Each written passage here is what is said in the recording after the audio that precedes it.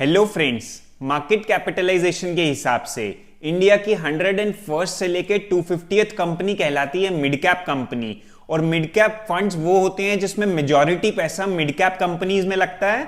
तो आज की वीडियो में हम HDFC mid cap opportunities fund को रिव्यू करेंगे, देखेंगे किस टाइप का रिटर्न ये फंड दे रहा है, कैसा रिस्क इसमें लिया गया है। तो वीडियो इंटरेस्टिंग होगी, वीडियो में एंड तक बने रहिएगा और चैनल को जरूर सब्सक्राइब कर लीजिएगा। मेरा नाम है पुनीत नागपाल। चलिए वीडियो को स्टार्ट करते हैं। Friends, HDFC mid cap opportunities fund का हम रिव्यू कर रहे हैं। अगर आप इस फंड में इन्वेस्ट करने की सोच रहे हैं या किसी भी मिड कैप फंड में इन्वेस्ट करने की सोच रहे हैं तो मिनिमम 8 से 10 साल का टाइम आपको लेके चलना होगा। ये फंड स्टार्ट हुआ था 25 जून 2007 में।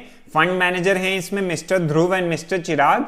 एक्सपेंस रेशियो बताता है कि कितना मैनेजमेंट फीस आपके फंड में से ली जाएगी। 1.47% इसका एक्सपेंस रेशियो है रेगुलर प्लान का। मिनिमम इन्वेस्टमेंट की बात करें तो 100 रुपीज से आप स्टार्ट कर सकते हैं, चाहे आप वन टाइम इन्वेस्ट करें या SIP करें। SIP means per month investment. इसके पास्ट रिटर्न्स देख लेते हैं। अगर इस फंड में किसी ने 1 लाख रुपीज इन्वेस्ट किया है लमसम एक ही बार में, तो कितना रिटर्न इस फंड ने बना के दिया है। और वही मिड कैप फंड्स का जो कैटेगरी है, बाकी कैटेगरी एवरेज से भी उसको हम कंपेयर करेंगे। लास्ट 1 ईयर पहले किसी ने अगर इसमें 1 लाख इन्वेस्ट किया है तो उसका रिटर्न बना है 1,48,000, 48.9% का रिटर्न आया है। वहीं कैटेगरी एवरेज में 41.9% का रिटर्न आया है।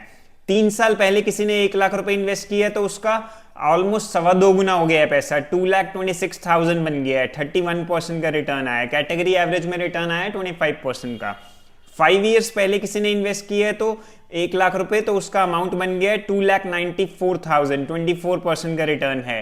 कैटेगरी एवरेज में 21.8% का रिटर्न है। तो देखिए पिछले 5 साल में आप लगातार इसको देखेंगे फंड को, तो कैटेगरी एवरेज को आउट परफॉर्म कर रहा है। कैटेगरी एवरेज से ज्यादा रिटर्न ये फंड दे रहा है।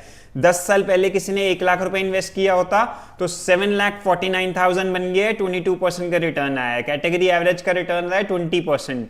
तो दोस्तों, अगर आप किसी भी फंड में, म्यूचुअल फंड में इन्वेस्ट कर रहे हैं तो आपका रिटर्न एक्सपेक्टेशन 20-25% नहीं होना चाहिए। भले ही पीछे 20%, 30% के रिटर्न्स आ रहे हैं क्योंकि मार्केट अच्छा ग्रो कर रही है, लेकिन गोइंग फॉरवर्ड आप एक्सपेक्ट करिए कि 12-13-14% के रिटर्न्स आपको मिलेंगे, जो कि बहुत अच्छे होते हैं। अगर 12% का भी रिटर्न आता है तो आपका वैसा 6 साल में डबल हो जाता है। सिंस इंसेप्शन अगर देखें तो अगर किसी ने 1 लाख इसमें इन्वेस्ट किया था तो उसका बन गया है 15 लाख, 17% का रिटर्न है। कैटेगरी एवरेज का रिटर्न रहा है 20%।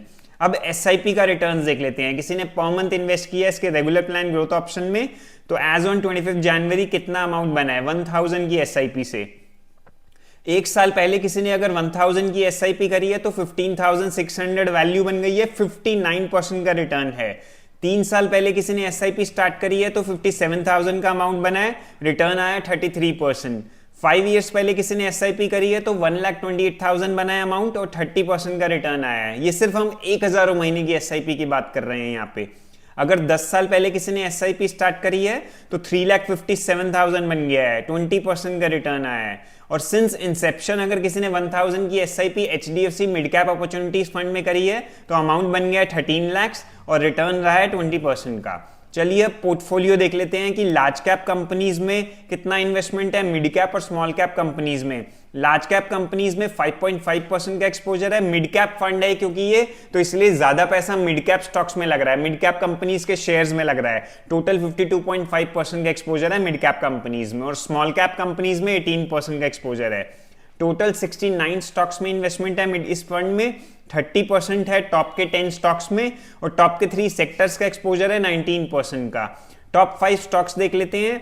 Indian hotels company, federal bank, Apollo tyres, max financial services, Tata communications, ये हैं टॉप के 5 स्टॉक्स जिनका टोटल एक्सपोजर है 16% का। चलिए फंड में किस टाइप का रिस्क लिया गया है वो देख लेते हैं और कंपेयर करेंगे कैटेगरी एवरेज से। स्टैंडर्ड डेविएशन हमें बताता है कि फंड कितना वॉलेटाइल रहेगा, कितनी ज्यादा उसमें रिस्क है।